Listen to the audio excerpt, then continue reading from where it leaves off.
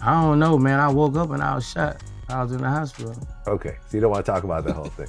Okay. So many people loved him, bro. Like, loved his music, bro. He talented, bro. Like, so many people loved him and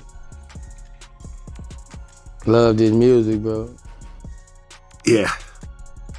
Oh, I went to really go see Mo3 mom with him, you know what I'm saying?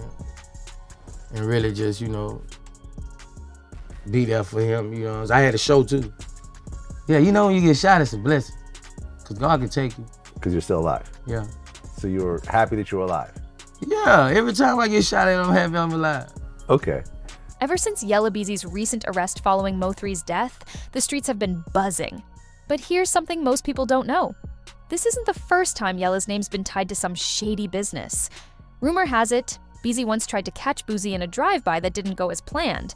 And true to his style, Boosie didn't snitch or make a scene, he kept it low-key. But now that Beezy's locked up, Boosie is finally ready to speak on what really went down that night.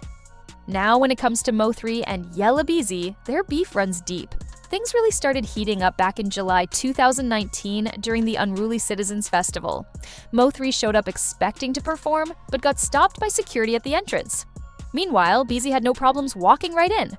Mo3 was furious. He went straight to Instagram Live accusing Beezy of calling the cops to keep him out. Beezy wasn't having it though. He clapped back, saying Mo3 was never even on the lineup. Then Trapboy Freddy added fuel to the fire, mocking Mo3 and accusing him of staging an arrest for attention. Wait, hold on. Did you know that 99% of you watching right now aren't subscribed? If you enjoy my content and want to see more, please hit that subscribe button. It takes just a second, but it means the world to me and helps keep this channel going. Join the family and let's grow together. Now, back to the story. Really ain't got no beef. I'm a man first, you get what I'm saying? So, just like you a man, you a man? Definitely. You and another man can have differences, you get what I'm saying? From that moment on, things escalated fast. Mo3 wasn't about to let the disrespect slide. He channeled all that energy into a savage diss track. That's when Let Me Find Out hit the streets, and Mo3 didn't hold back. He name-dropped Beezy directly. At that point, the tension moved way past subliminal shots and shady interviews. This was all-out war. Then came Roy Lee. He was a rising comedian out of Oak Cliff and one of Mo3's tightest allies. Roy didn't bite his tongue. He openly questioned Beezy's street credibility, even saying he wasn't really from Oak Cliff. That bold move didn't just spark beef, it led to a full-on physical altercation. I understand what you're saying, but Roy Lee just wanted to do like a celebrity boxing match. Before he wanted to fight, he didn't want to do no fight. He just was talking about somebody. Like before he wanted to fight, he was, I guess he was what, making an example or tomato tomato. Not long after that confrontation, Roy Lee was shot, and folks in the city felt the impact. Mo3 wasn't the type to sit back and do nothing. Word on the street is, he struck back hard, allegedly spraying Yella Beezy's car on the Sam Rayburn tollway. Beezy was rushed to the hospital but pulled through. Then came a moment that had everyone talking. On Roy Lee's birthday, Mo3 dropped a track called 219. The lyrics were bold, and many believed it was his way of subtly admitting he had a hand in what went down. That's just me. To each his own, him, with buddy, what how he live his life. But me, I don't let shit make it like that. I ain't. Now you not finna come and try to say I'm the that shot you and think you finna walk away. Not long after the tension between Roy Lee and Yella Beezy, tragedy struck. Roy Lee was shot, sending shockwaves through the community. Mo3 wasn't one to let something like that slide. Rumors started flying that he took matters into his own hands, allegedly ambushing Beezy's vehicle on the Sam Rayburn tollway. Beezy ended up hospitalized, but managed to survive the hit.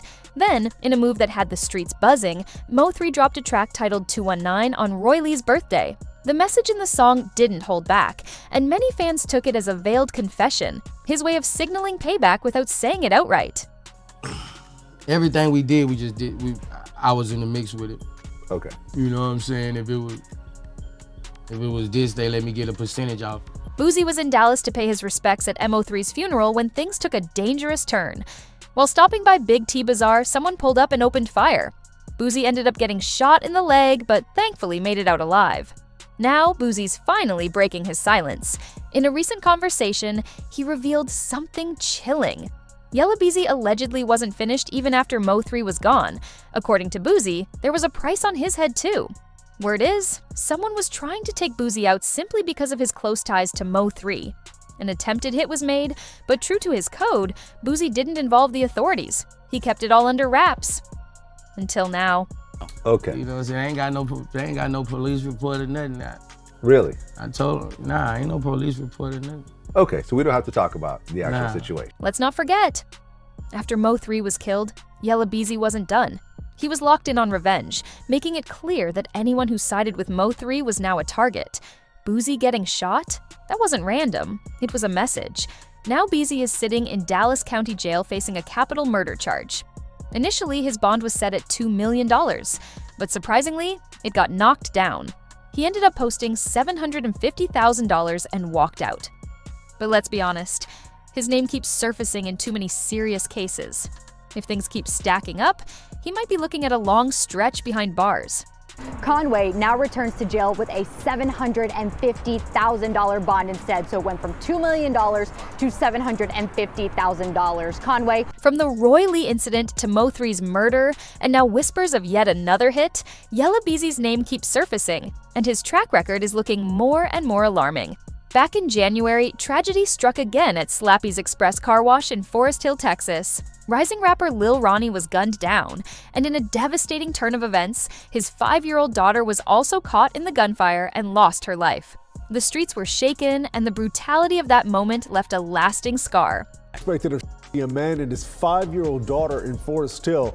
Police just released their photos and tell us Adonis Robinson and Jacoby Russell are considered armed and dangerous. The streets were already buzzing, but things hit a whole new level when Yella Beezy's name got linked to the Lil Ronnie situation. And you know how fast the internet moves? Fans wasted no time doing some digging. What they uncovered had everybody talking. A photo started making rounds online showing Beezy standing next to one of the suspects involved in the case. That was all social media needed to start spinning theories that Beezy was somehow connected. Considering he was already arrested in connection with Mo3's murder, people were quick to believe there might be more to the story. But Beezy wasn't about to let that slide. He hopped on his Instagram stories and shut it down, saying, "Don't link my name to none of that. I take pictures with strangers all the time. It's part of being in this industry." Still, that didn't stop the rumors from flying or folks from questioning the connection. And truth is, this ain't the first time Beezy's name has been tied to serious allegations. Back in 2021, he was arrested in Collin County, Texas, facing multiple charges including sexual assault, child endangerment, and illegal possession of a firearm. Though those charges were eventually dropped, once your name is in that kind of spotlight, people don't forget. Now here's the real twist. Some say all of this might have been avoided if Boosie had stepped in earlier to squash the beef. But let's be honest, this wasn't just music drama anymore, it turned into real-life consequences. Right now, Beezy's still claiming he had nothing to do with Mo3's death. But with Boosie now revealing someone tried to take him out too, and people connecting the dots, it's clear this story is far from over. So what do y'all think? Did Beezy mastermind all of this? Or is he just being haunted by his past and his image? Drop your thoughts in the comments, and don't forget to check out the next video because things only get crazier from here.